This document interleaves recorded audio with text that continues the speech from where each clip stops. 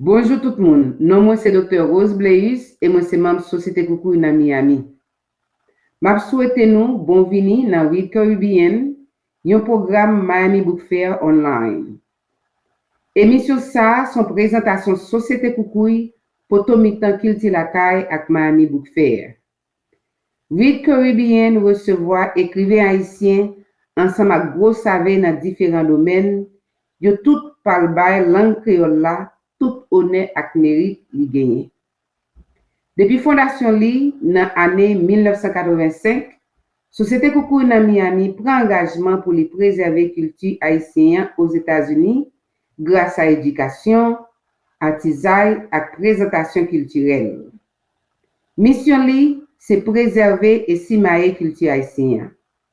Ça qui fait li organiser événements culturels en créole. Dans le cadre de mission ça, Société Coucou mettait sous pied et lui présentait programme culturel qui aide des gens éduquer tête sur peuple haïtien. Langue li parler, rituel et tradition li, ak racine li genyen qui rive juste en Afrique. Li organiser tout programme qui genyen pour encourager camaraderie entre peuple haïtien ak moun dans l'autre race, l'autre culture, l'autre héritage.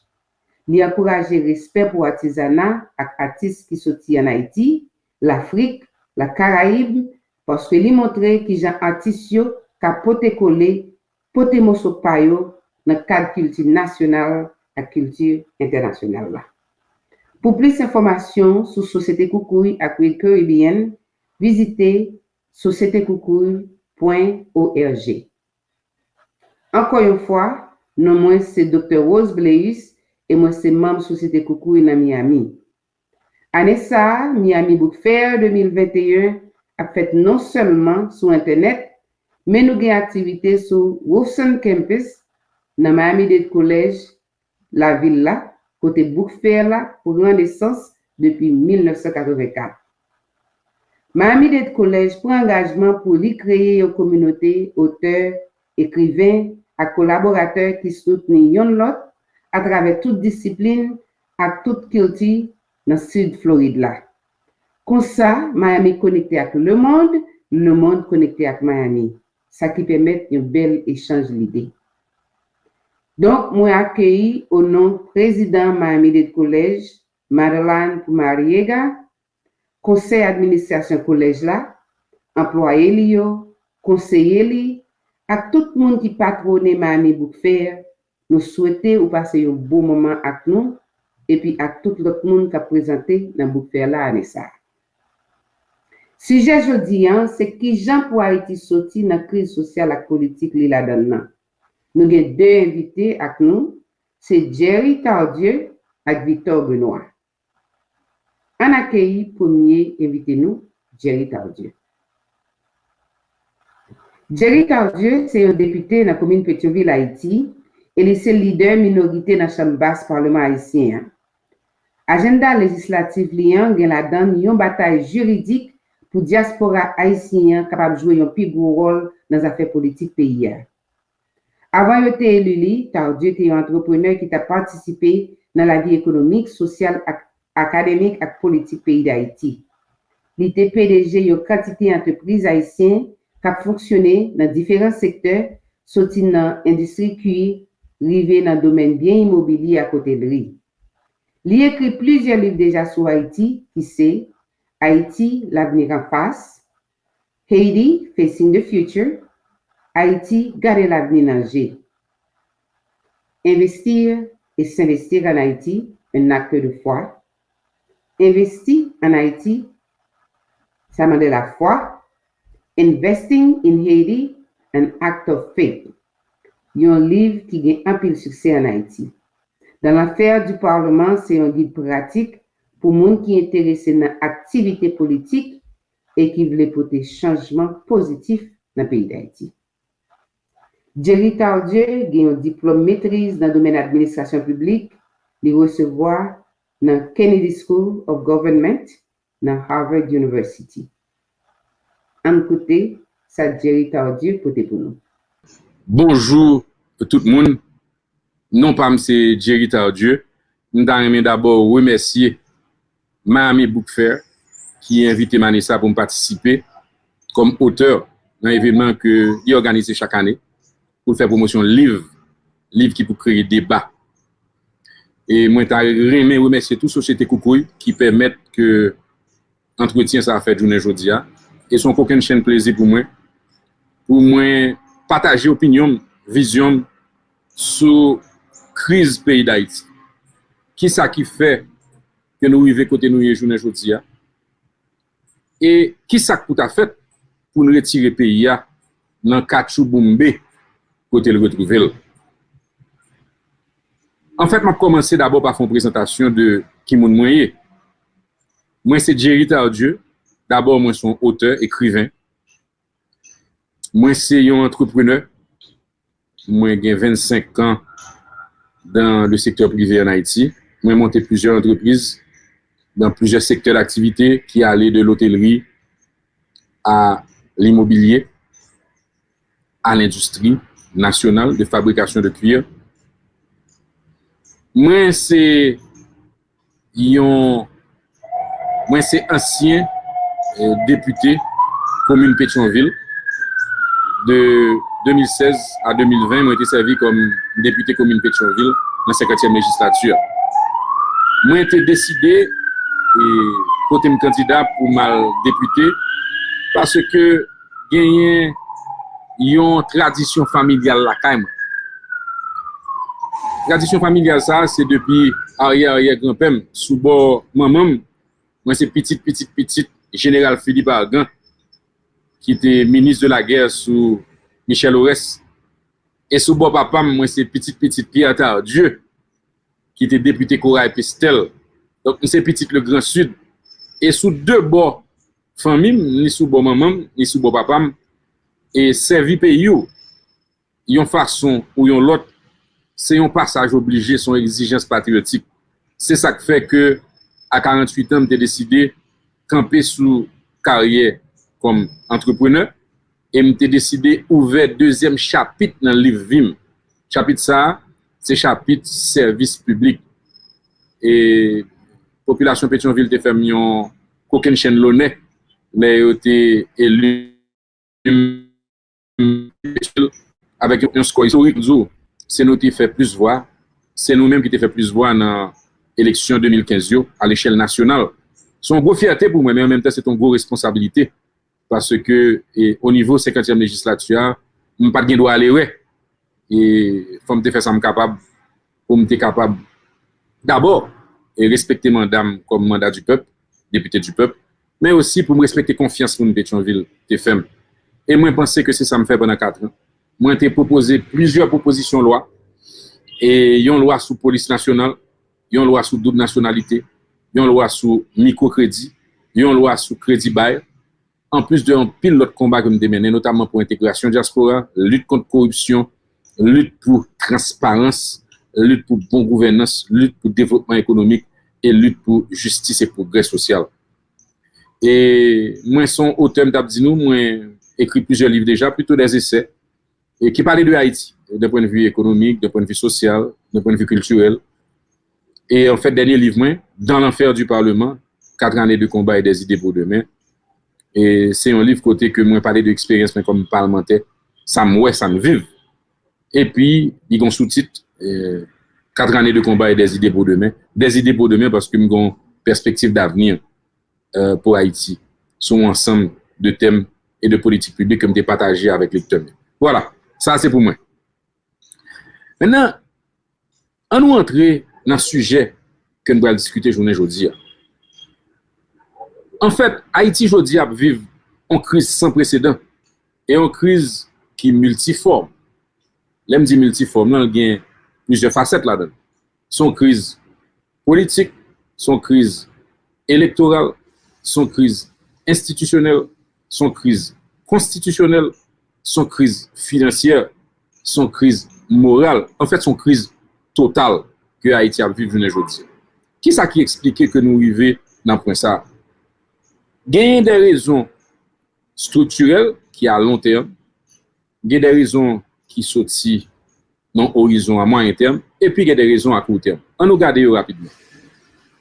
On nous pas oublier que Haïti, prend indépendance en 1804 dans des conditions difficiles. Ancêtres nous des batailles pour briser chaîne l'esclavage. Et en 1804, nous faisons l'union sacrée pour nous mettre colons français dehors. Mais ça t'est compris là-dedans, puisque toute région, ton région, côté système colonialiste, esclavagiste, là, t'as mandal. En fait, pendant longtemps, ils mettaient sur embargo. Papa Nation pral mourir en 1806. Entre 1806 et 1820, nous pral gagner un pays qui est divisé en deux parties, Pétion qui a dirigé l'Ouest et Christophe qui n'en a. Malgré tout effort, Christophe t'a fait, un grand visionnaire, un bâtisseur, Haïti a gagné en pile difficulté dans un environnement international difficile. Jean-Pierre Boyer, pour venir prendre pouvoir, et il va prendre une décision qui va mettre Haïti dans un problème pendant un siècle. Son décision pour nous payer une dette de l'indépendance. Dette ça, c'est une dette qui était montée à l'époque, nous sommes capables de dire 150 millions de francs. Pour nous donner une idée de ça, ça veut dire c'était 15% budget de la France. Et à l'époque, il y a un écrivain de Louis-Philippe d'Alembert qui a confirmé nous ça. Et pour nous donner un autre exemple encore, nous changeons que les États-Unis ont acheté la Louisiane, mais la France, ça a été relé les colonies françaises de Louisiane. Eh bien, combien que le débat? Le débat 80 millions de francs. Songez que Haïti, c'est 150 millions. Les États-Unis ont acheté la Louisiane, pas seulement la Louisiane. T'es un bon lot État avec lui, t'es un Nord Dakota, on partit dans Nord Dakota, South Dakota, t'es un Arkansas, Missouri, Iowa, Minnesota.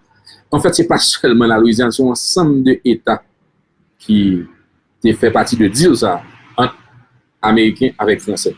Donc 150 millions de dollars pour Haïti t'es payé, tandis que, et c'était en 1803 que je dis ça, de fait, les États-Unis t'es payé seulement nous capables de dire ça 80 millions pour tout État ça. Donc ça montre nous que pour Haïti pendant un siècle, puisque au fond nous allons fin payer Welika au milieu du 20e siècle.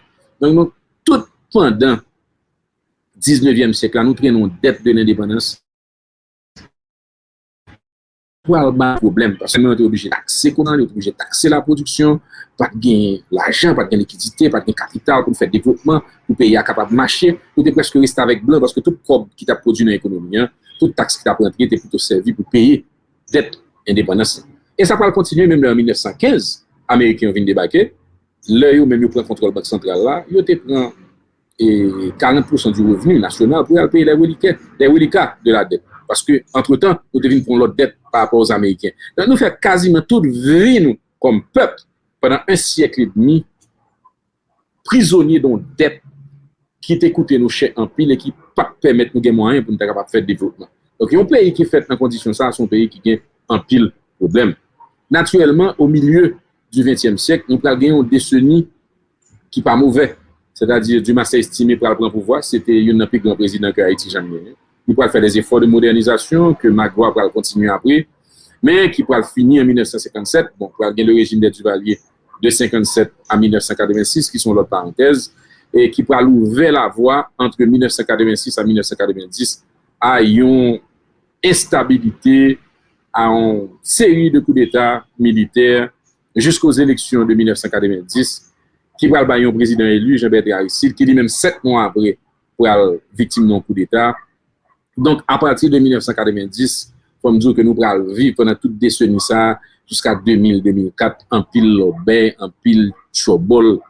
Donc, tout ça, sont instabilités qui ne peuvent jamais permettre à Haïti de camper sous deux pieds militaires et qui pourraient mener nous dans une situation côté que dans la période contemporaine, c'est-à-dire qu'à partir du tremblement de terre 2010, parce qu'on oublie, on ne peut pas oublier qu'au-delà des problèmes structurels, vient gagner en 2010. Tremblement de terre là, à partir de ça, pour nous, il y a un air qui n'est même pas marqué par plusieurs bagages. Et d'abord, on nous dit, l'agent là, s'il y a des éléments structurels, des raisons structurelles, des raisons à long terme qui expliquent que Haïti, aujourd'hui, a trouvé le crise sans précédent, il y a des raisons à court terme.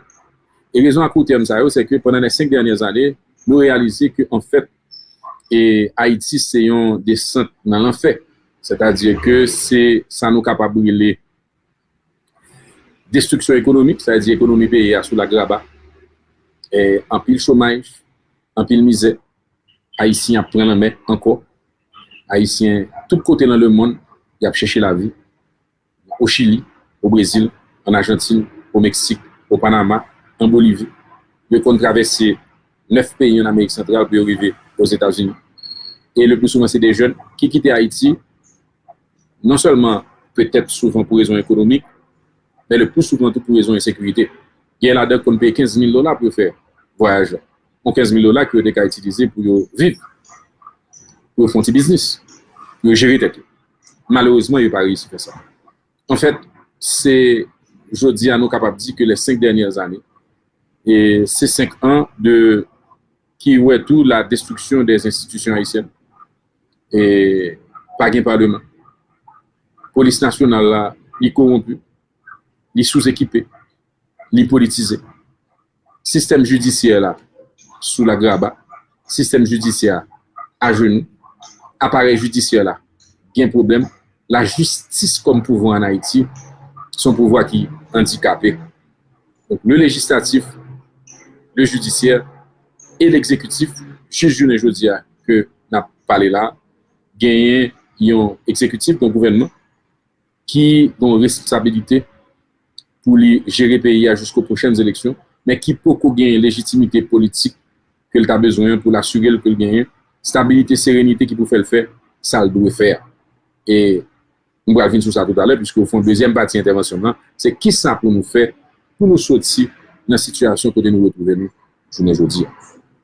Donc, dans la première partie intervention, je t'ai présenté tête moi, qui est moi, et moi, te font râler sur qui ça nous vit comme peuple, comme pays, depuis 1804, qui mettait nous côté nous journée aujourd'hui. Il y a une crise totale capitale, il y a une crise plusieurs têtes, il y a une crise économique, financière, politique, constitutionnelle, institutionnelle et morale. À côté de raisons structurelles, moi te font râler menevini sur qui ça qui passait pendant 5 dernières années qui mettait nous côté nous journée aujourd'hui.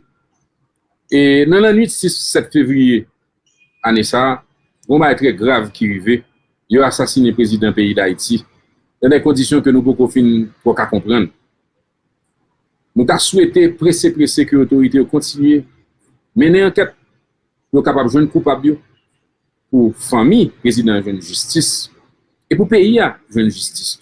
Et nous connaissons comment Haïti joue l'indépendance dans la bataille contre puissance étrangère. Son bagage qui fait nous mal que nous gardons dans le premier indice, premier élément d'information qu'a besoin de nous, que tu as gagné des étrangers qui mêlent dans cette fête là pendant que toute bagage a toujours été tout. N'attend que la justice continue pour nous jouer justice. Mais au-delà de la peine que tout Haïtien doit gagner, parce que au-delà de monde, c'est la présidence que vous attaquez. La présidence est un pays souverain. Et la présidence, c'est le premier dans nous. Donc, à travers un acte comme ça, c'est nous tous qui touchons. Il faut nous admettre tout que l'arrivée à un moment, côté que mandat, ancien président Jovenel, ton mandat qui était caractérisé par régression économique, insécurité, pays à livrer par gang, kidnapping, corruption. Il y a un pays, côté jeunes, qui a perdu espoir, et a parti par milliers, au Chili, au Brésil, à l'Argentine, à tout côté que par Haïti. En fait, sont 4 ans côté que tout signal économique était rouge. La vie chère, chômage, dépréciation monnaie nationale, et puis déficit, dette. En fait, le pays a pendant 4 années, ça est dans une situation extrêmement difficile, et puis, abcès sous clou, nous venons joindre un assassinat aussi tragique du président. Cette période-là, c'est que après l'assassinat, ça, nous venons retrouver une situation côté que pas de aucune solution institutionnelle ni constitutionnelle qui peut te permettre de combler les vacances présidentielles là, ou du moins assurer stabilité de l'État. Puisque au fond, pendant 4 années qui étaient précédées de Ramsa, tu as gagné une dégradation, une destruction systématique et continue de l'institution au pays d'Haïti. Ça veut dire que nous retrouver nous sans parlement, nous venons retrouver nous avec un système judiciaire à genoux, et nous venons retrouver nous quasiment avec un exécutif, côté que tu gagnes un premier ministre de facto en intérim, alors que tu gagnes un premier ministre qui est nommé par l'ancien président Jovenel Moïse, mais qui est nommé dans des conditions extrêmement difficiles, parce que même légitimité et légalité mandat président Jovenel Moïse te mettait en question. Ça veut dire que nous l'obéi complet. En fait, dans le premier temps, il y a un protocole d'entente nationale qui était signé par plusieurs partis politiques qui était bail une légitimité politique à Ariel Henry pour venir premier ministre du pays d'Haïti. Le protocole d'entente nationale, ça, te prévoit pour qu'il te fasse un gouvernement largement large, un gouvernement d'ouverture, formé de personnalités crédibles, intègres, qui inspirent société à confiance.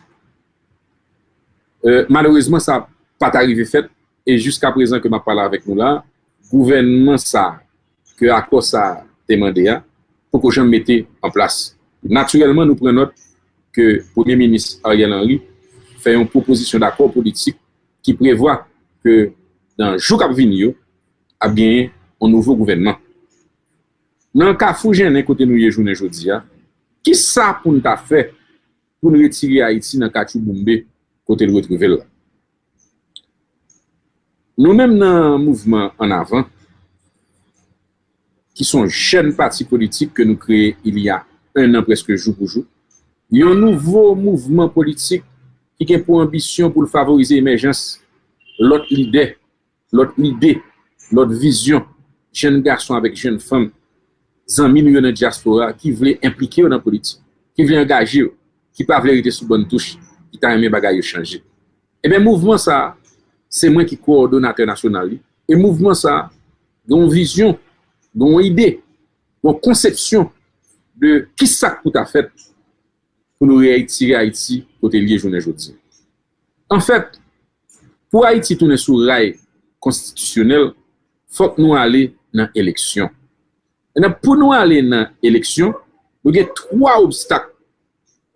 D'abord, la question sécuritaire, question insécurité. Je dis, puis gros préoccupation, puis gros tête chargée, peuple haïtien, toute couche sociale confondue, c'est insécurité. Pas gain la peine en tête. Tout haïtien vivre dans la Pérez. Infirmier à quoi l'hôpital là, par contre, il a rentré la caille. Maman qui a peine dans l'école, aller, qui est sauté. Puis quoi le travail, pas qu'on est la rentrée si on va prendre. Businessman, chauffeur taxi, chauffeur bis, taxi moto, rappeur, étudiant, professeur, moniteur, champ, machin, tout le monde dans le pays d'Haïti a vivre dans le sauté parce que le pays a vivre en façon criminalité généralisée. C'est gang qui a fait la loi, c'est kidnapping tout partout, et conseil de zone dans la capitale là que la police pas contrôle. Donc, première priorité qui gagne journée aujourd'hui, c'est assurer nous que sécurité retourne blaye dans le pays d'Haïti. Et c'est le premier obstacle qui gagne pour nous faire élection dans un an et demi, ou longtemps que nous avons défini ensemble, mais pour l'insécurité, dans le pays d'Haïti, faut-il bien que nous ayons une police nationale qui est job, faut-il bien que nous ayons l'armée qui est équipée. Donc, nous pensons qu'il faut un plan de sécurité qui peut permettre la communauté internationale avec l'autorité nationale à mettre ensemble pour nous joindre moyens, pour nous équiper la police là, pour nous encadrer la police là, pour nous bailler la police là, moyens pour faire face à l'insécurité, pour faire face à bandits, pour faire face à crime. Il a besoin de drones, il a besoin d'équipement, il a besoin de machines, il a besoin de blindés, il a besoin de stratégie, il a besoin d'instructeurs, il a besoin de recrutement, il a besoin d'information. C'est là priorité à y pour nous renforcer la police nationale là, pour le capable de faire que la sécurité retourne dans le pays. Pas sécurité seulement pour aller dans l'élection, mais sécurité pour Haïtiens, Haïtiennes vivre tête frette. Pour que les gens, les amis, les frères, les sœurs, qui sont dans la diaspora, retourner en Haïti, chaque année, viennent fêter, viennent fête patronale, viennent voir famille, sans qu'ils soient pas obligés à réfléchir qui ça va arriver. Donc, sécurité, c'est première préoccupation haïtienne journée aujourd'hui. Et première condition pour nous réaliser l'élection dans un an. Nous-mêmes, nous avons souhaité, c'est dans fin année prochaine. Donc, deuxième obstacle, nous sommes capables de dire, c'est question gouvernance. En fait, gagner plusieurs groupes politiques et dans la société civile là qui travaillent pour nous joindre une formule, un accord politique qui peut mener dans l'élection. L'élection que m'a parlé nous là. Il y a un premier ministre qui fait une proposition d'accord, qui est déjà sorti dans le moniteur.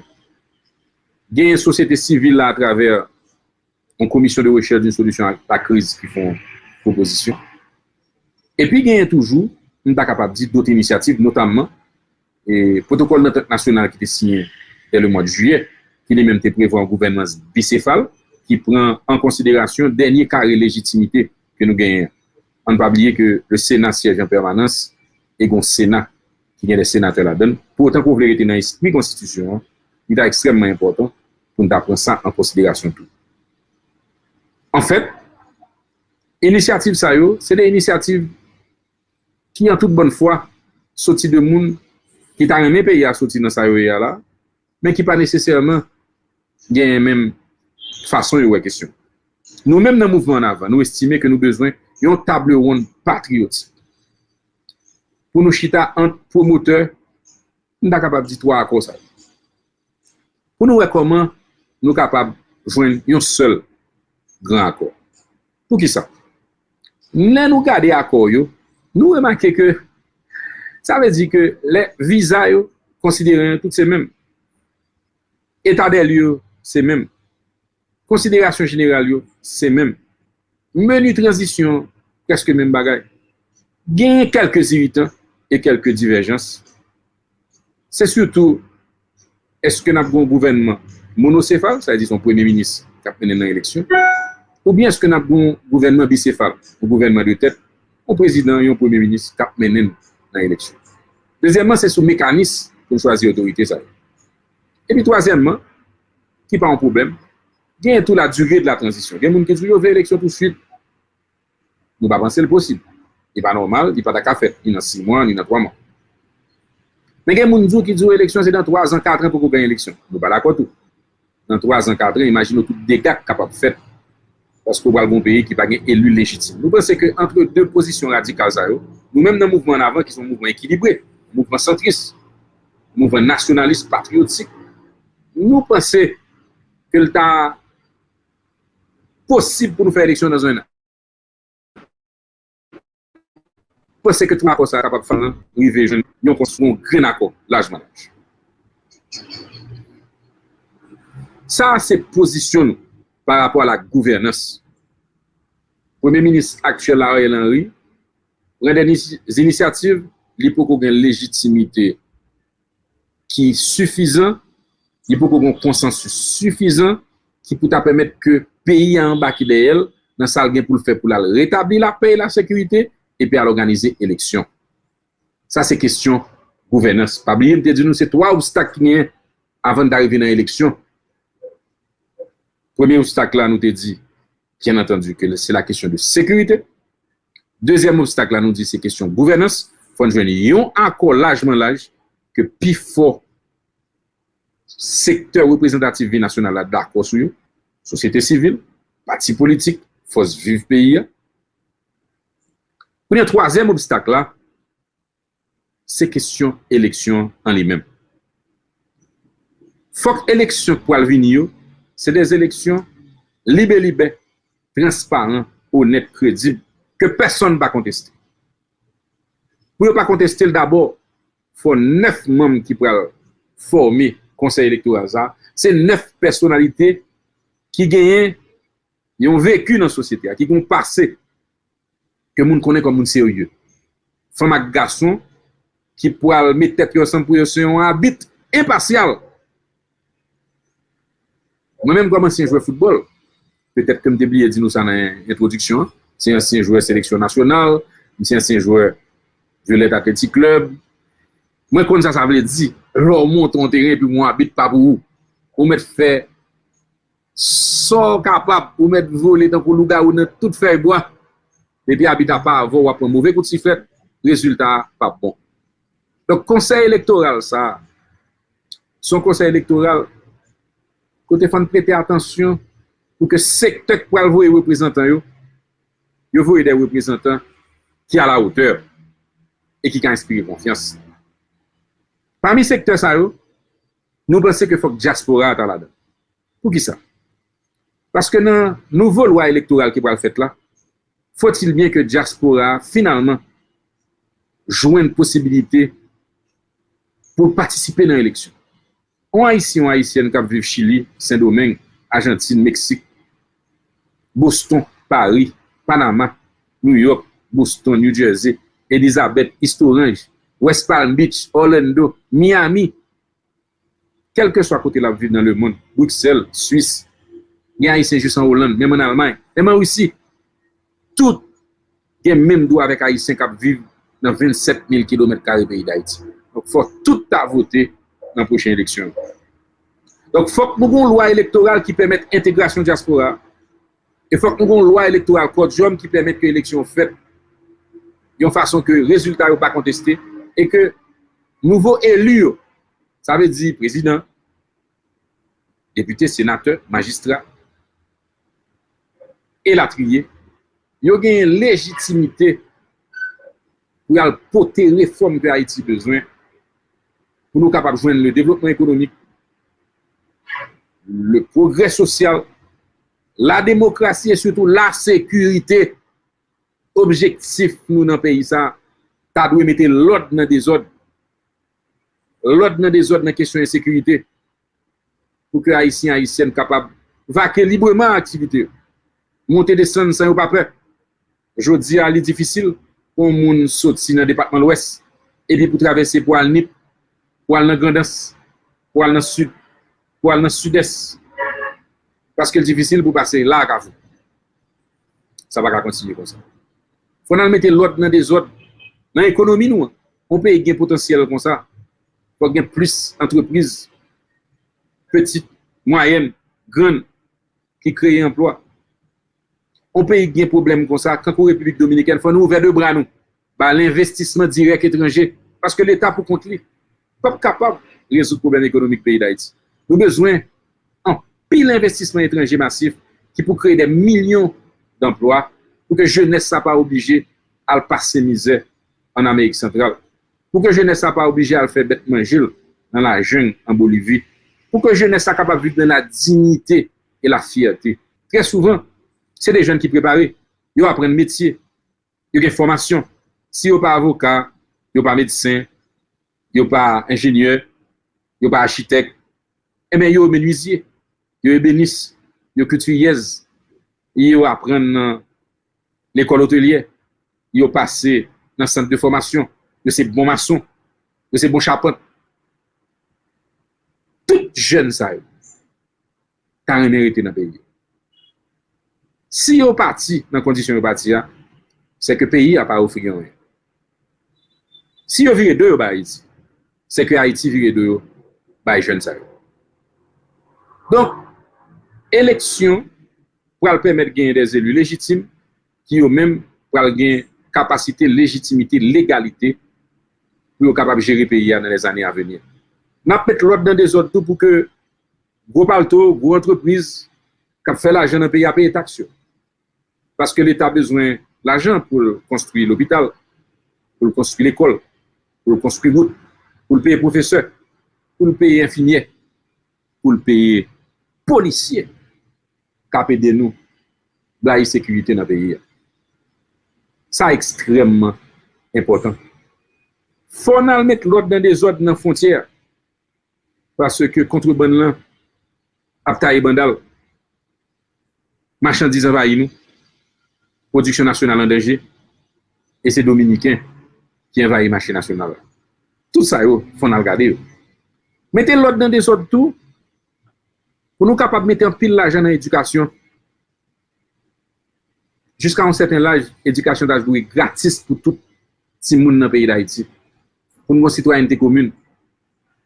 Pour que si moun n'a formé dans Port-au-Prince, dans Pétionville, dans Delma, dans Tabar, dans Grand-Gouave, dans Tigouave, dans Kafou, dans troisième circonscription Port-au-Prince, dans deuxième, dans première là, il y a même qualité d'éducation avec ti moun qui roche à bateau, qui Torbec, qui Koto, qui Port Salut, qui Okaï, qui les Anglais, qui Port Margot, qui Marouge, qui Fort Liberté, qui Cap Haïtien, qui dans nord-ouest, dans nord-est, tout côté dans le pays, île de la Tortue, la Gonave.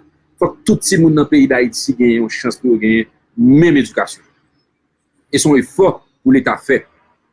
Ça veut dire son l'État fort qui peut bailler éducation avec santé gratis. Même là, nous pensons que secteur privé, investissement privé, ça doit être le moteur de l'économie. Pour créer un emploi, l'État n'est pas jamais capable de bailler tout le monde travail. Mettez l'ordre dans des ordres. Depuis si moun nan petit, nous apprenons une série de principes que nous perdus. Je dis à si moun yo lè ou on grandette yo pas levé pour dire bonjour. Je dis à les hymnes national là jouer. Jeune yo chita.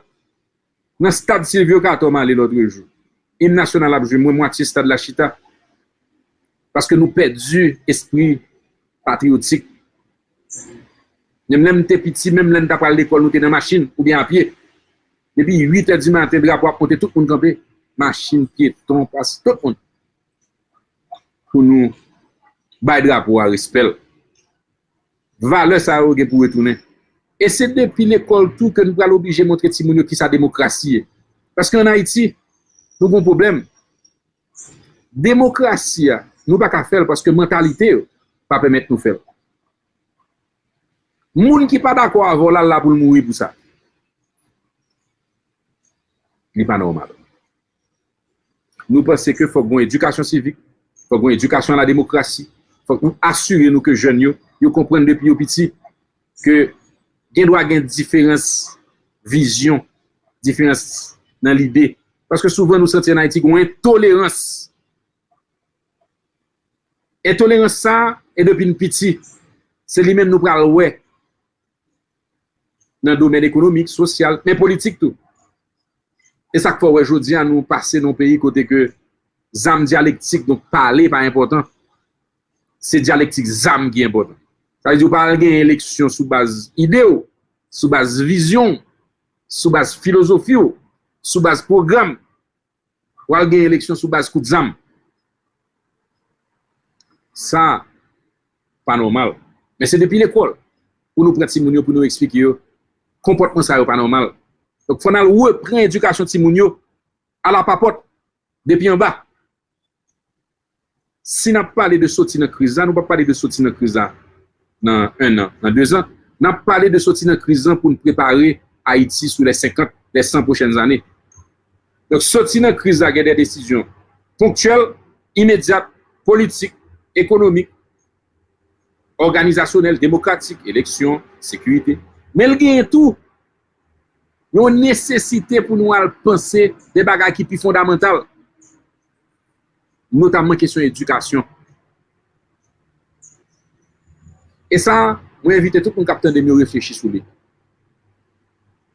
Mettez l'ordre dans des ordres, c'est assurer nous tout que nous mettons assez l'argent dans l'éducation de Timounio. Il faut le refléter dans le budget. Nous-mêmes en Haïti, nous dépensons $50 par Timoun par année pour nous former jeunesse. En République Dominicaine, à côté de nous, nous dépensons $1000 par Timoun par année. Pas de secret dans fait là. C'est pour ça que je vous dis, nous avons une d'avance sur nous. Donc, élection est importante, formation conseil est important, et c'est 3 obstacles ça. Pour nous réussir, jamber, pour nous sortir dans la crise qui a crasé le pays d'Haïti, je ne dis. Insécurité, gouvernance, élection. Voilà. Et frère Max Femio, moi je pense que dans 20 avec 25 minutes que nous sommes passés là, moi te permettre nous plus bien comprendre et qui ça qui mettait nous dans la crise que nous vivons aujourd'hui. Depuis 1804, raison structurelle, et puis tout, ça n'a vécu depuis 5 ans, qui mettait nous côté nous et journée aujourd'hui. Mais ça qui est important, c'est que ça n'a fait pour nous sortir dans la situation que nous vivons là, et nous t'entendons, nous t'es d'accord, que c'est dans l'élection pour nous aller, pour nous capables de des élus légitimes, qui ont une responsabilité pour gérer le pays. Mais nous te dit qu'il y a 3 obstacles. D'abord, il y a insécurité, conditions pour qu'on réunisse pour aller dans l'élection journée aujourd'hui. Nous dit tout que gouvernance, il faut nous avoir un accord politique qui permet que y ait un gouvernement qui a une légitimité village, qui inclut des personnalités dans la société civile là, qui prend en compte position secteur représentative nationale, la force vive pays. Et puis nous dit tout que faut nous aller vers formation d'un nouveau CEP, un conseil électoral qui sont habit impartial, qui va inspirer confiance par acteurs politiques avec candidats pour y aller dans l'élection. En conclusion, nous avons dit qu'au-delà de devoirs de maison nous avons pour faire la caille, nous avons tout pour nous assurer nous que nous négocions un nouveau deal avec la communauté internationale, notamment les États-Unis d'Amérique. Voisins nous, États-Unis, sont partenaires privilégiés, sont amis, et nous avons souhaité continuer à gagner avec eux relations amicales dans le domaine économique, dans le domaine politique, dans le domaine culturel, dans le domaine social. Cependant, nous pensons que nous avons besoin de New Deal avec l'administration américaine.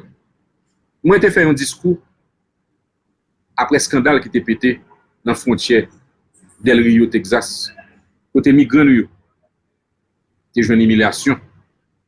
Et humiliation, ça, c'est la façon dont ils traité. Mais c'est surtout parce qu'ils n'ont pas quitté. Au moins, ils ont accès à un avocat pour plaider cause. Nous t'ai dénoncé ça. Mais nous-mêmes, nous t'ai dit tout, pendant qu'on a dénoncé ça, nous t'avons demandé à l'administration Biden et devant représentant de l'administration, 2 émissaires qui sont ici, le National Security Council, Juan Gonzalez, et le State Department, Brian Nichols, moi-même personnellement, moi t'ai dit que Haïti a besoin d'un deal avec les États-Unis, qui est basé sur 2 bagages. D'abord, d'un point de vue politique, on dit qu'il respecte le principe autodétermination au peuple. C'est-à-dire que le peuple là doit être capable de grandir la Cali pour choisir dirigeant. Que pas gagner un dirigeant étranger au bon pays qui décide qui est-ce qui va diriger Haïti sans que ce n'est pas le peuple là qui vote pour moun ça. C'est extrêmement important. Qu'on aspect économique tout un nouveau deal ça que nous avons proposé. C'est que faut que les États-Unis t'a fait tout ça capable pour favoriser des pactes commerciaux, des accords économiques qui pour permettre que l'entreprise américaine investisse massivement en Haïti, un peu j'ai fait dans la République dominicaine. Pour qui ça? Parce que Haïti a un problème d'abord économique à travers manque d'opportunités que jeunes gagnent. Tout autant que nous pas ranger question économique, tout autant que nous pas organiser pour nous les jeunes garçons, jeunes femmes possibilité pour rejoindre notre travail, il y a toujours ou bien pour nos âmes pour faire chemin plus facile à entrer dans la criminalité avec gang, ou bien traverser l'ancien domaine, ou bien prendre bateau pour aller pour quitter le pays. Donc, nous voulons dire ça, tu as pour une composante économique, pour que les États-Unis pas ouais Haïti tant que simplement un pays qui a besoin d'aide humanitaire. Non. Nous sommes un pays qui a un grand potentiel, son grand marché, une capacité de production. Nous pas loin des États-Unis. Nous avons dit l'économie qui est avec les États-Unis. Pour autant que nous pacifions le pays en mettre sécurité, nous pensons que même si la République dominicaine fait, nous sommes capables de joindre des milliards et des millions de dollars d'investissement étrangers en Haïti. Parce que même si tu apprends tout dépôt en dollars américains qui gagnent dans le système, bah on est pas jamais capable de joindre l'argent pour besoin pour faire développer dans le pays d'Haïti tellement il y a besoin. Notre nouveau deal, ça, son nouveau deal qui est important pour Haïti, en pile. Et une autre fois encore, je remercie Miami Book Fair, qui a invité Manissa pour participer comme auteur dans le foire du livre qu'elle toujours fait chaque année. Et Société Koukouy, qui permet que l'émission, ça, entretien, ça a fait aujourd'hui. Je dis merci, qui a été une bonne opportunité pour me parler avec tout ça qui bréchait et qui était besoin qu'on ait ça qui a passé en Haïti, ça qui est capable de faire demain. Merci un pile, que mon Dieu bénisse. Merci, Jerry Tardieu, pour belle présentation ça. Monsieur Tardieu a un diplôme maîtrise dans le domaine administration publique, il recevoir dans Kennedy School of Government dans Harvard University. C'est un ancien élève Saint-Louis Gonzague lié tout.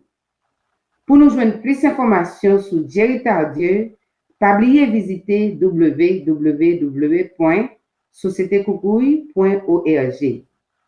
Site internet Société Koukouy là, il y a plusieurs épisodes intéressants sur lui. Et puis c'est là tout, n'a pas regardé l'émission ça une autre fois encore. N'a pas rappelé nous, sujet jeudi c'est qui gens pour nous sortir Haïti dans la crise sociale et politique là. Nous sommes côté Jerry Tardieu, Kounia, nous pral côté Victor Benoît et nous pral côté Mosso Lipoté pour nous. Victor Benoît, Maître Ben, c'est auteur d'un livre qui relaie Bataille électorale et crise politique en Haïti, 1807 à 1957. Côté il présentait toute crise politique et bataille électorale dans l'ordre qui passé, commencé avec événement 1807 arrivé sous le docteur Duvalier monté sous pouvoir en 1957. Benoît montrait qu'il rapport qui gagnait en bataille électorale et crise politique et puis il présentait mauvaise gouvernance comme premier facteur qui expliquait mauvais fonctionnement de la société haïtienne. Dans le livre ça, Maître Ben fait nous retourner sur l'histoire peuple noir, sur le moment de crise qui était traversé et puis sur la lutte qui était gagnée pour pouvoir. Merci, je suis Victor Benoît. C'est avec un peu de plaisir que je participé dans séance ça que l'institution a organisé son sorte de contact. Bon, c'est une occasion pour gagner avec la communauté haïtienne qui vivent à l'extérieur du pays. Merci beaucoup de cette opportunité. Alors, le sujet que je dois développer a pour titre Haïti, comment sortir de la crise. Comme il n'y a pas beaucoup de temps devant moi, je voudrais rentrer carrément dans le vif du sujet en demandant l'autorisation de préciser quelques notions de crise. Quand on parle de crise et de quoi est-il question?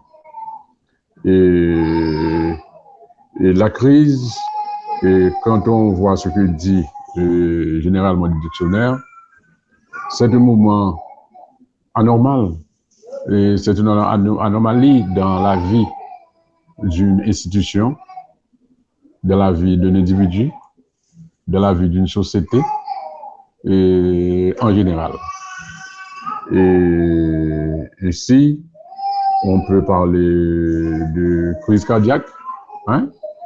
Cela ne suffit pas que quand on en a conscience, c'est ce jour-là que la maladie, mais ça veut dire que ce jour-là, on prend conscience qu'on a un problème de cœur, on a un problème cardiaque. D'accord? Donc la crise peut être là depuis longtemps. Hein? Et puis on n'est pas encore un bon jour et elle se manifeste au grand jour. Là, j'ai donné l'exemple du point de vue médical. On pourrait donner des exemples du point de vue historique, du point de vue politique, quand il y a le phénomène de révolution qui éclate dans une société. on voit que les gens se soulèvent un beau jour et demandent des changements. D'accord? Il y en a qui agissent par des moyens pacifiques, d'autres par des moyens violents. Ils demandent, n'est-ce pas, des changements. Hein? Donc, c'est la crise qui éclate. Hein? C'est-à-dire, on est donc dans une situation anormale. C'est-à-dire, par rapport au quotidien. Hein? Et on ne peut pas sortir. Et il y a des tirs dans les rues, il y a des manifestations dans les rues, etc. Là, c'est la crise dans sa dimension historique ou politique. Alors, je dois dire que, en plus de cette définition de la crise, que globalement, il y a différents types de crises, il y a différents niveaux de crise. Il y a la crise conjoncturelle, il y a la crise structurelle. Qu'est-ce que nous n'avons pas crise conjoncturelle? La crise conjoncturelle, c'est la crise que l'on vit dans le présent. D'accord? Ce n'est pas pour demain. Hein? C'est-à-dire, on est en train de vivre la situation présente. Et il y a la crise structurelle qui porte sur différents aspects de la société et qui peut remonter à des temps éloignés, qui peut remonter à une année, à 10 ans, 20 ans, 30 ans, et même une centaine d'années, ça dépend des sociétés. Donc, tout ceci est pour dire qu'il y a donc deux niveaux de crise. Il y a la crise conjoncturelle et la crise structurelle. La crise conjoncturelle, en principe, elle est passagère. Elle ne dure pas longtemps. Tandis que la crise structurelle, elle est plus longue. Et elle dure depuis longtemps. Elle existe aujourd'hui. Et si on y prend garde, elle sera là encore demain. D'accord? Parce que les problèmes de ne sont pas réglés. Ces précautions d'ordre méthodologique étant prises, et je voudrais rentrer dans le vif du sujet pour développer une première idée. Qu'en est-il des crises en Haïti? D'accord? Quand on parle d'Haïti, parce que le sujet dit comment sortir de la crise en Haïti. D'accord? Alors, situation de crise dans laquelle nous vivons, et qu'est-ce qu'elle est? C'est une crise conjoncturelle ou c'est une crise structurelle? Bon, alors, d'entrée de jeu, je voulais parler de la crise conjoncturelle. Hein? Et bien entendu, je ne vais pas sacrifier la crise structurelle, mais la crise conjoncturelle. Et c'est celle que nous vivons. Par exemple, dans l'Haïti d'aujourd'hui, hein,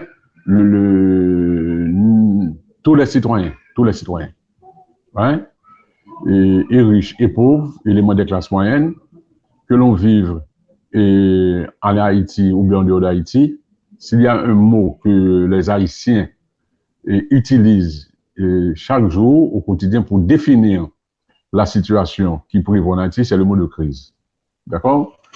Alors, quels sont, je n'ai pas les prétentions de m'étaler sur tous les détails de la crise, mais je vais seulement signaler quelques faits marquants. Pour rester dans l'immédiat, l'histoire immédiate, je dirais que le 7 juillet de cette année 2021, les citoyens se lèvent et apprennent que le président de la République, M. Jovenel Moïse, a été assassiné, hein, par un commando, et cela en présence de sa femme, et s'il vous plaît, chez lui. D'accord? Donc, ce n'est pas une chose qui arrive et chaque jour, et dans les sociétés. En tout cas, en Haïti, cela ne s'était pas produit depuis 106 ans, hein, depuis la mort, depuis le lynchage de Wilbrahim Sam, hein, on n'a pas eu, n'est-ce pas, de président assassiné au pouvoir. Donc c'est un fait qui étonne. C'est un fait auquel on ne s'attendait pas. Alors, cet assassinat a créé un vide politique. Et à quel niveau? C'est-à-dire au plus haut niveau de l'État. Au plus haut niveau de l'État, au niveau du pouvoir exécutif. Hein? C'est-à-dire le pays n'a pas de président, il n'y a pas de chef d'État. Même si M. Jovenel Moïse était devenu un président de facto, hein, dont le mandat avait pris fin du point de vue constitutionnel depuis février 2021, mais il était de fait au pouvoir. D'accord? Maintenant, avec sa mort, il n'y a plus de chef d'État. Et s'il vous plaît, ce vide n'est pas comblé.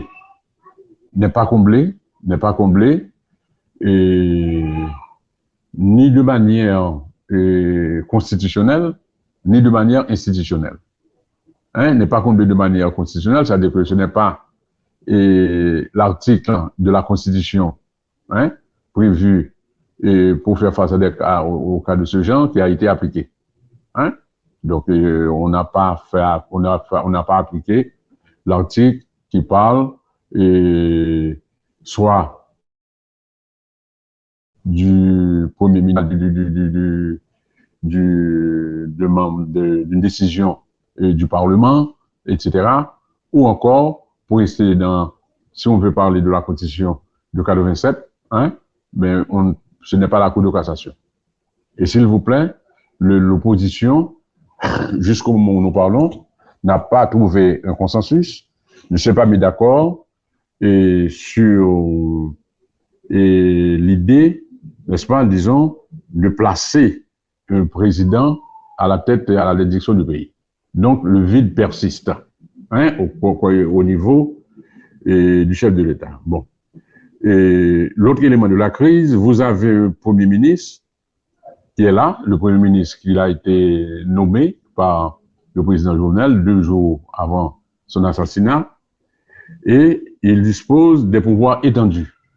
À présent, des pouvoirs qui ne sont pas prévus par la Constitution. D'accord? Parce que la Constitution du pays présente la limite du pouvoir du Premier ministre et la limite également du président de la République. Bon. À présent, on est dans un cas inédit, dans une situation inédite.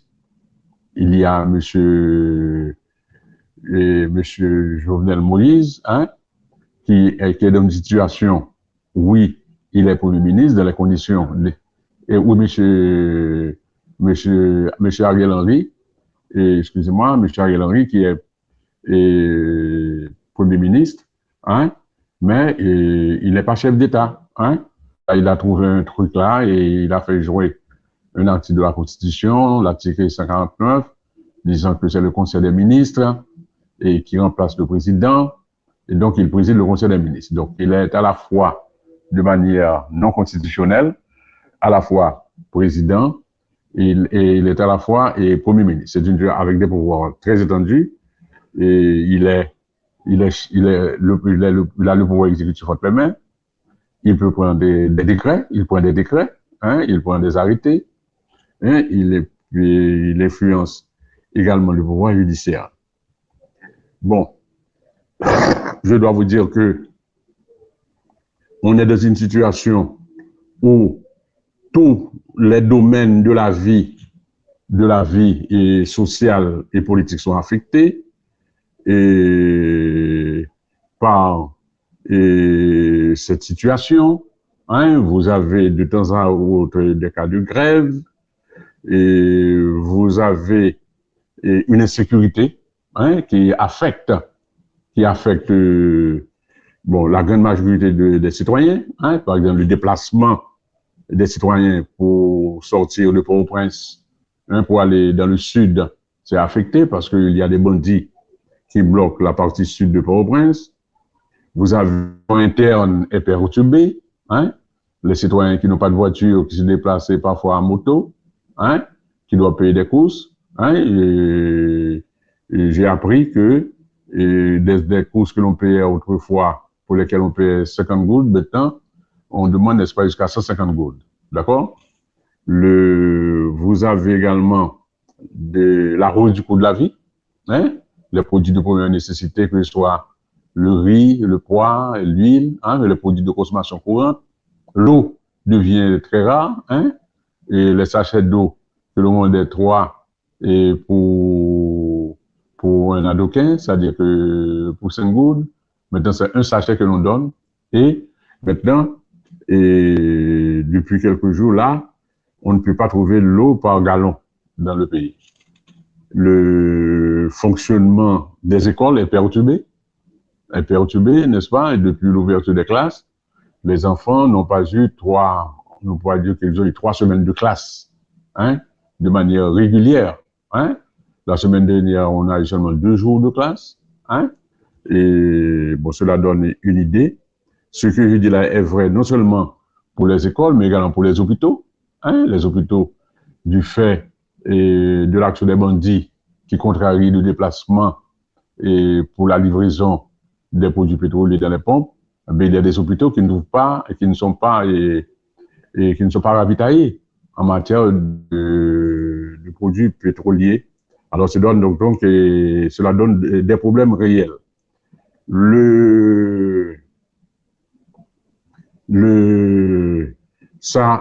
Il y a autre situation que je pourrais signaler également. Vous avez des institutions d'État, hein, qui ne fonctionnent pas. Les institutions d'État ne fonctionnent pas. Le Parlement, hein, n'a pas été renouvelé par le président Jovenel, donc il n'y a pas de député. Le Sénat ne comptait que 10 membres sur 30. Et la justice, hein, fonctionne au ralenti. J'ai entendu des avocats dire qu'ils sont quasiment en chômage, hein, puisque leurs dossiers sont déposés devant les juges et les juges, n'est-ce pas, ne trouvent pas des conditions pour travailler. D'accord? Et vous avez il n'y a pas de consensus, hein, au sujet de quel type de pouvoir qu'il faut établir, hein. Est-ce que c'est un pouvoir monocéphale comme le souhaite le Premier ministre, ou bien c'est un pouvoir bicéphale comme le pouvoir la Constitution. Bon, face à tous ces problèmes-là, comment la population réagit-elle, hein, dans ce moment? La population est dans la confusion, hein, c'est le sauve qui peut.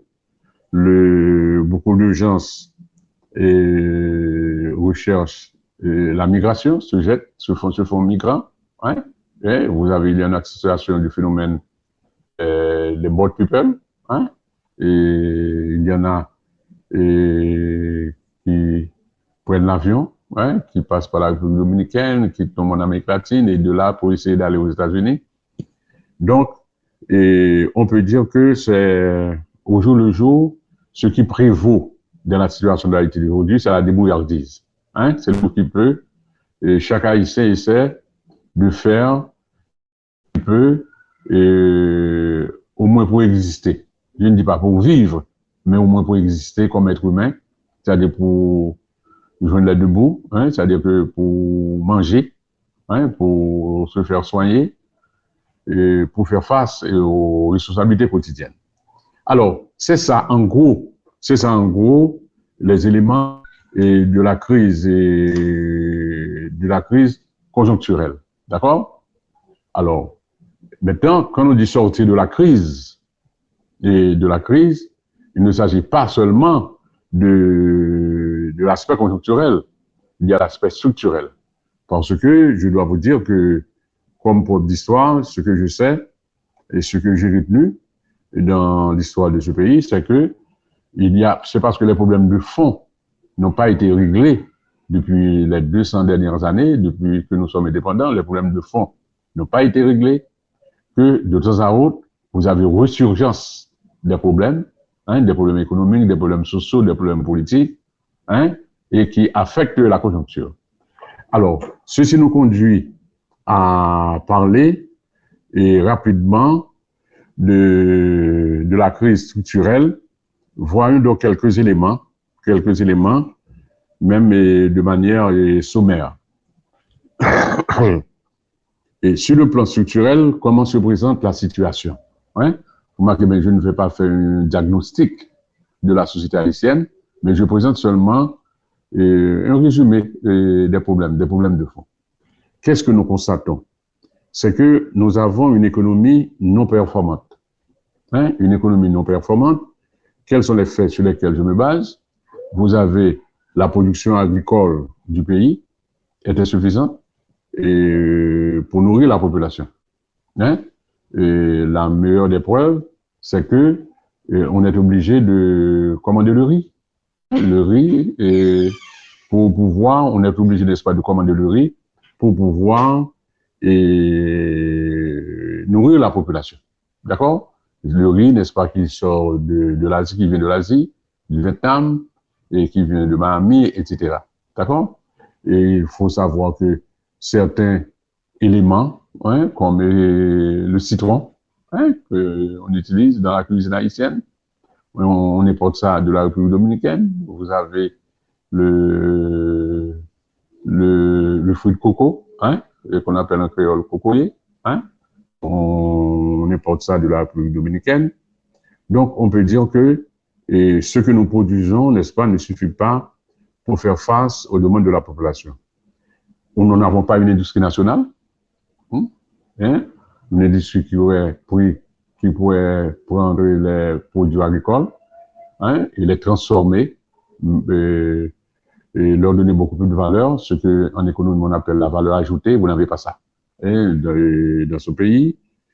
Et vous n'avez le type d'industrie que nous avons, c'est une industrie, bon, et l'industrie de la sous-traitance, hein, l'industrie de la sous-traitance, c'est-à-dire que vous avez quelques hommes d'affaires et haïtiens qui reçoivent des commandes en provenance des États-Unis, ouais, et puis qui utilisent la main-d'œuvre à bon marché en Haïti, et puis préparent ces produits-là en pièces détachées, hein, et ensuite les renvoient aux États-Unis. D'accord?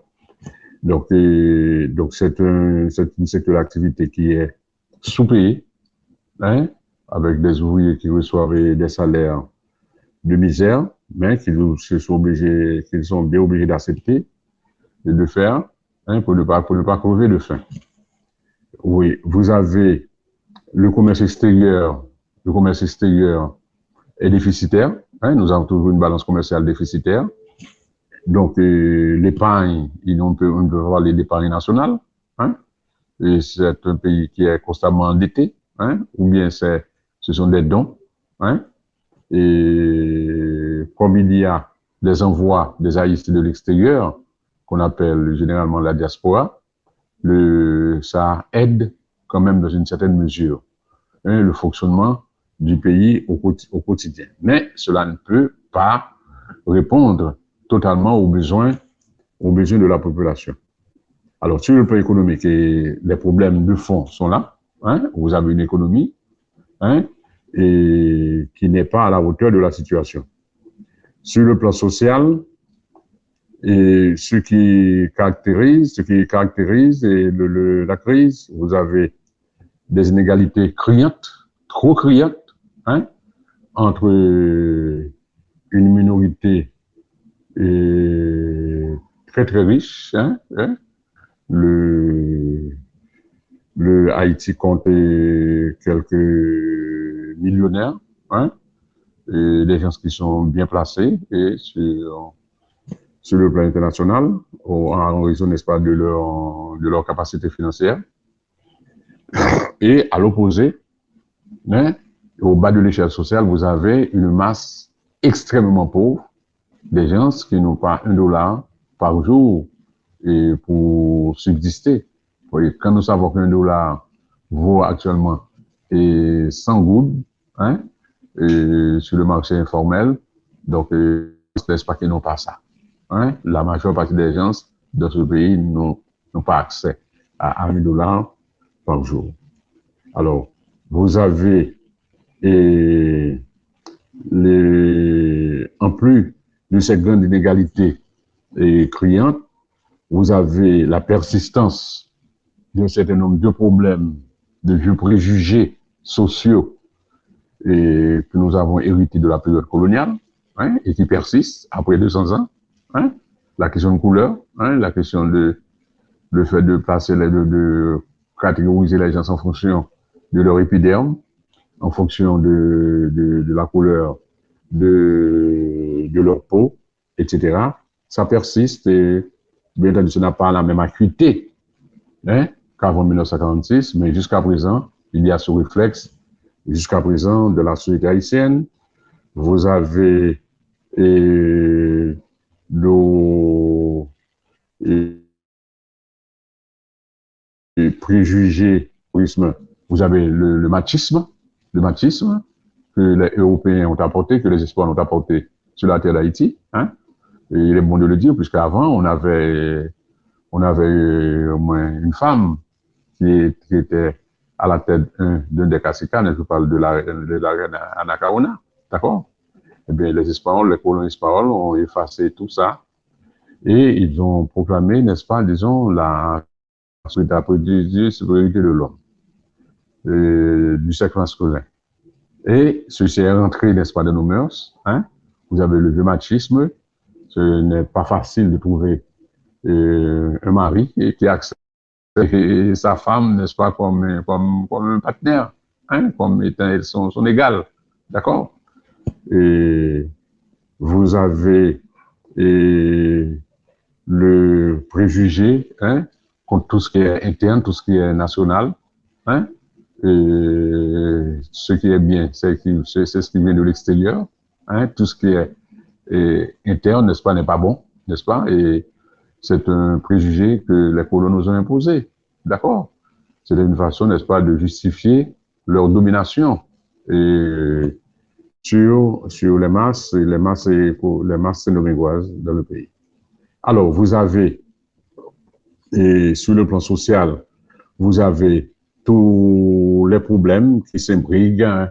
Vous avez, l'école n'est pas organisée comme un des droits humains. La santé n'est pas organisée comme un des droits humains. Jusqu'à présent, les hôpitaux hein, n'ont pas de médicaments en quantité suffisante, n'ont pas suffisamment de personnel médical. Et vous avez des gens qui, après avoir étudié durement en Haïti, ou bien qui ont bénéficié de bourses d'études à Cuba, et qui reviennent dans les possibilités d'y rester, n'est-ce pas, ils sont obligés d'aller travailler à l'extérieur, parce qu'ils ne trouvent pas de débouchés dans le pays. D'accord? Alors, vous avez toujours le mépris de ce qui est province, hein, par rapport à la République de Port-au-Prince, hein. Port-au-Prince, c'est une ville insalubre, sale, chargée de détritus, de fatras, hein, et pourtant, il y a un préjugé concernant cette ville sale, n'est-ce pas, et c'est Port-au-Prince, c'est le modèle. C'est le modèle, pour moi-même, je dirais, c'est le modèle à ne pas suivre. Maintenant, sur le plan structurel, du point de vue politique, qu'est-ce qu'on a? Hein? Je dirais que, depuis longtemps, on a ce qu'on appelle une dichotomie, une différence entre un modernisme de façade et la persistance des vieilles traditions dictatoriales. Vous avez le modernisme de façade, c'est-à-dire si vous regardez la constitution haïtienne, hein, oui, de 87, et même celles qui ont existé avant 87, on dirait que Haïti est un des pays les plus modernes. Hein? Si vous regardez les choses du point de vue libéral, hein, qu'est-ce qu'on dira que Haïti, c'est un pays où vous avez ce qu'on appelle de la séparation des trois pouvoirs, hein? Et on prévoit un système judiciaire, hein, indépendant.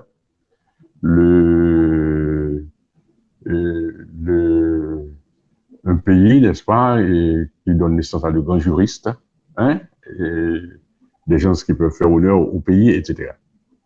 Bon, un pays qui a signé pas mal de documents, hein, relatifs aux droits humains, hein, la Charte des Nations Unies et le protocole concernant les droits économiques et sociaux, etc., concernant les droits civils et politiques, etc. Nous participons à plusieurs assises où l'on parle, n'est-ce pas, de modernisme politique. D'accord? Ça, c'est la façade. Mais dans le fond, qu'est-ce qu'on a? Du point de vue politique, nous avons la persistance des traditions dictatoriales. Hein? Je vais donner quelques exemples. Hein? Vous n'avez pas d'élection en temps régulier dans le pays. Or, nous savons que bien que la démocratie ne se résume pas aux élections, mais il n'y a pas de démocratie sans élection en temps régulier. D'accord? Alors, par exemple, vous voyez, depuis 2020, hein, on n'a pas eu d'élection de la Chambre des chambres dans le pays. D'accord? Donc, vous avez la violation des libertés politiques, hein, par les hommes forts et du moment, des hommes qui ont le gouvernail du pays entre les mains, d'accord? C'est bon. Il y a ce qu'on appelle, on peut avoir un changement d'intensité de la dictature, mais la nature du système politique haïtien est dictatoriale. Hein? On a eu avec Magloire, on a eu, c'est accentué avec Duvalier, hein? Et ça a atteint son sommet, mais malgré le départ de Duvalier, malgré la chute du pouvoir, les vieux réflexes dictatoriaux n'ont pas disparu. Hein? Autant les gens vous disent, si vous pas acceptez un tel, si vous n'acceptez pas le président, bois poison. D'accord? C'est-à-dire vous devez disparaître. Donc la liberté de conscience n'est pas de bise dans le pays. Donc l'autre élément que je dirais, c'est-à-dire ça porte surtout sur l'international, c'est que il y a ce qu'on appelle une abdication de la dignité nationale, de la fierté nationale de nos relations avec l'étranger. D'accord?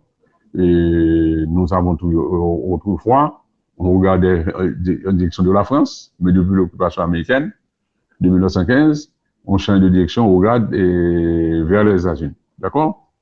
Et beaucoup d'hommes politiques haïtiens hein, et attendent toujours qu'une solution vienne des États-Unis hein, pour les aider à résoudre les problèmes du pays.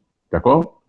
Donc, comme nous savons que les États n'ont pas forcément des amis, hein, ils ont des intérêts, donc puisqu'on s'en remet à eux, eh bien, ils résolvent les problèmes, non pas pour nous, mais pour eux.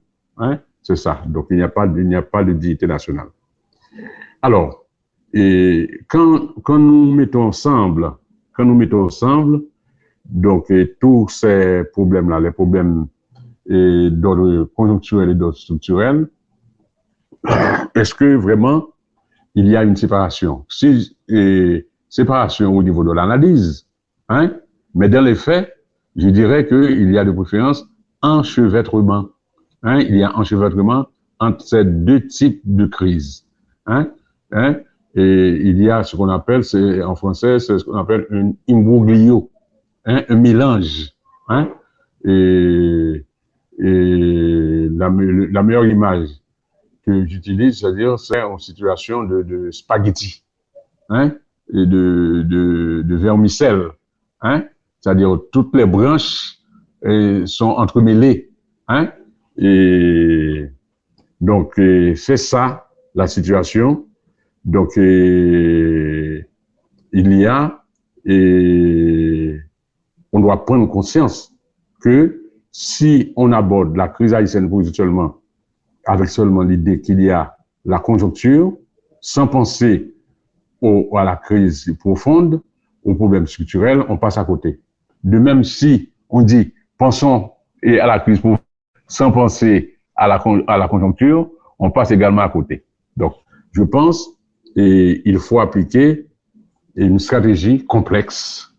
Je ne dis pas compliquée, je dis complexe, une stratégie qui tient compte qu'il y a mélange qu'il y a mélange entre les deux niveaux de crise et seulement on doit savoir que quand on aborde un problème, est-ce que c'est un problème d'ordre structurel ou c'est un problème d'ordre conjoncturel?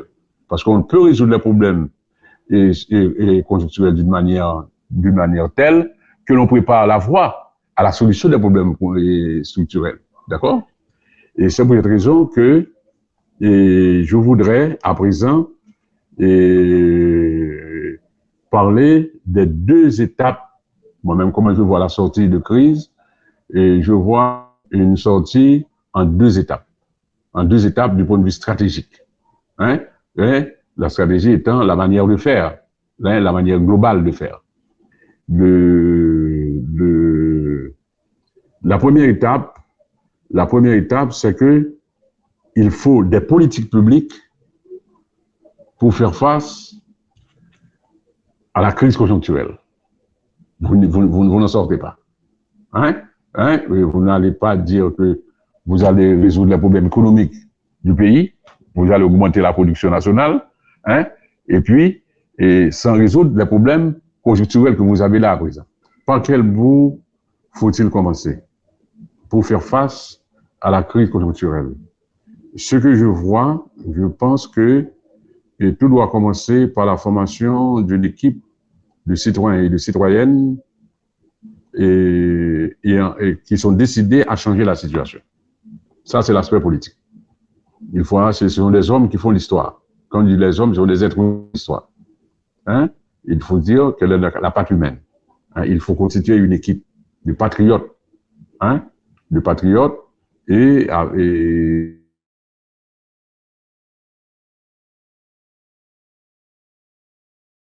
tâche et première, c'est donc de rétablir la confiance chez les citoyens.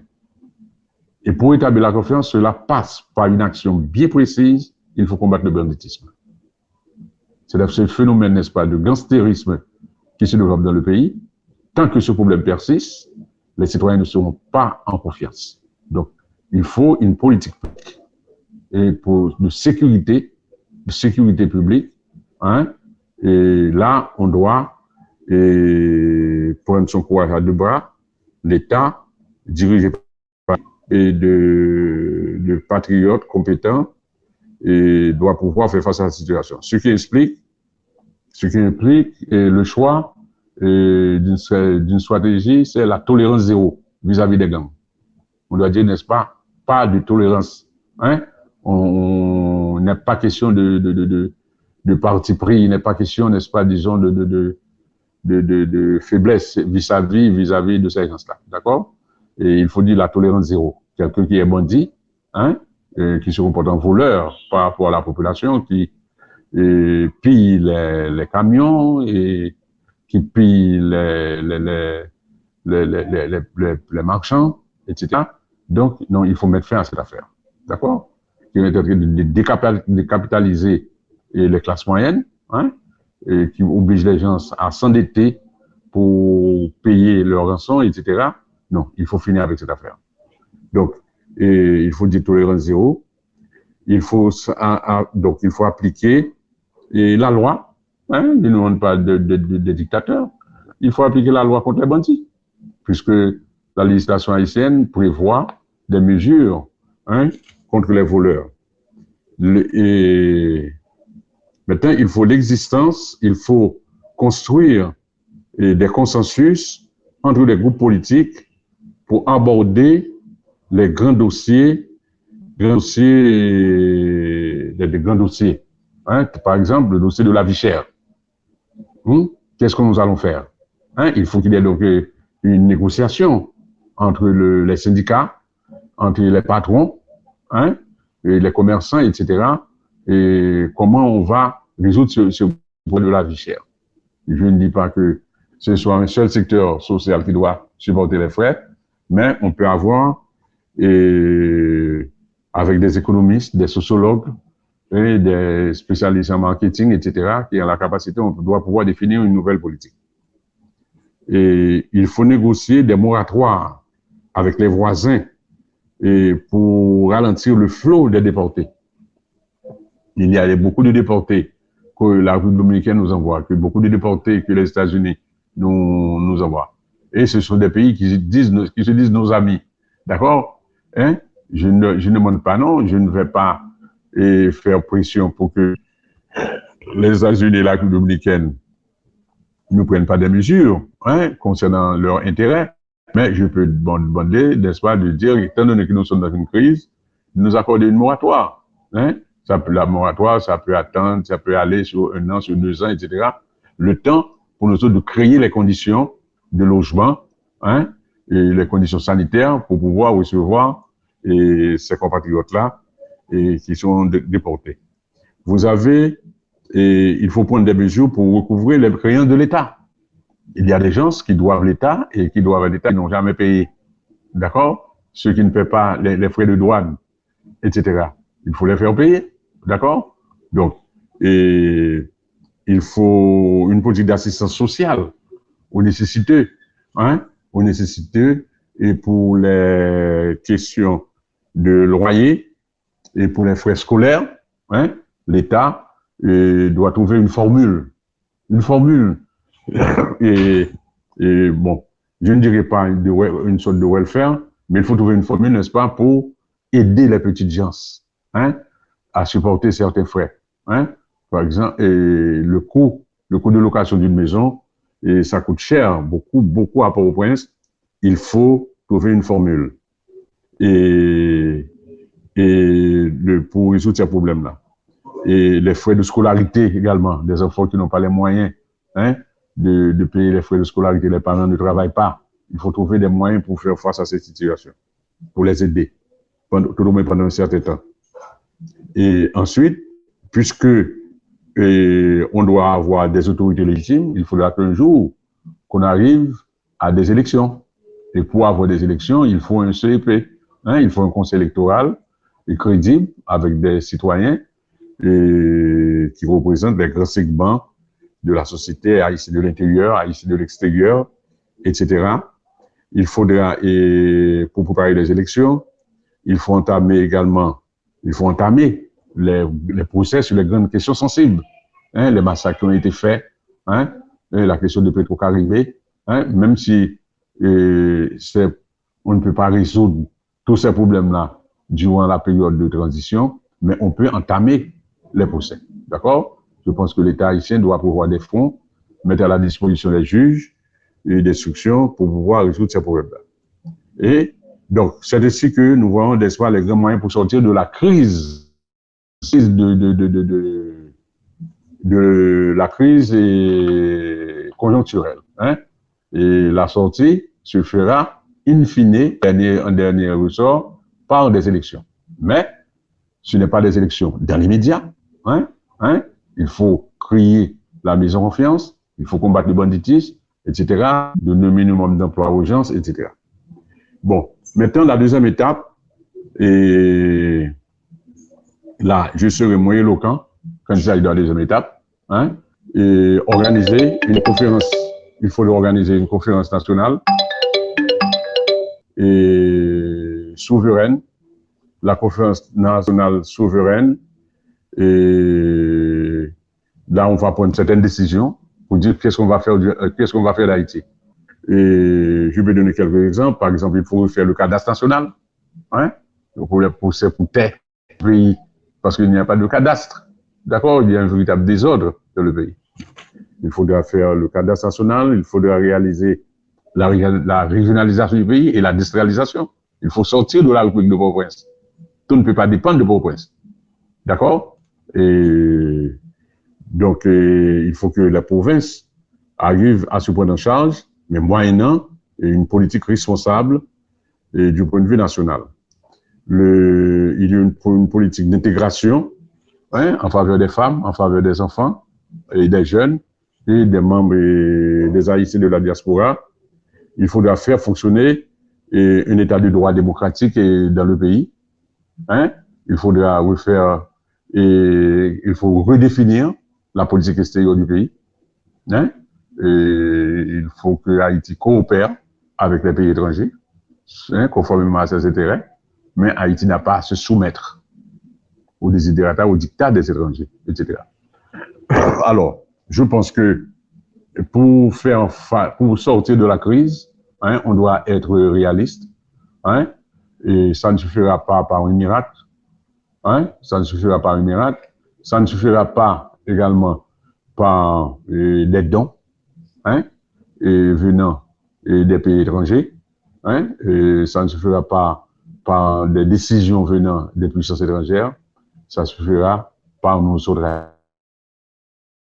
Haïtiens, hein, de nouvelles politiques. Car la situation que nous avons aujourd'hui, c'est la conséquence de toutes les mauvaises politiques qui ont été menées dans le pays. Maintenant, si on va changer si on veut changer la donne, hein, il faut venir avec de nouvelles politiques et ceci aura des effets et sur le plan conjoncturel et sur le plan structurel. Nous remercions M. Ben Victor Benoit pour participation dans l'émission Vide Caribbean sur Miami Book Fair Online. Pour nous joindre plus d'informations sur M. Victor Benoit, pas oublier visiter www.sociétécoucouille.org. Site internet Société Coucouille là, il y a plusieurs épisodes intéressants sur lui. Et puis c'est là qu'on est capable de regarder l'émission ça une autre fois encore. Merci à tout le monde. Merci à vous-même qui avez regardé nous sur Crowdcast, Facebook Live ou bien YouTube. Il y a plusieurs sponsors qui te permettent de réaliser l'émission ça.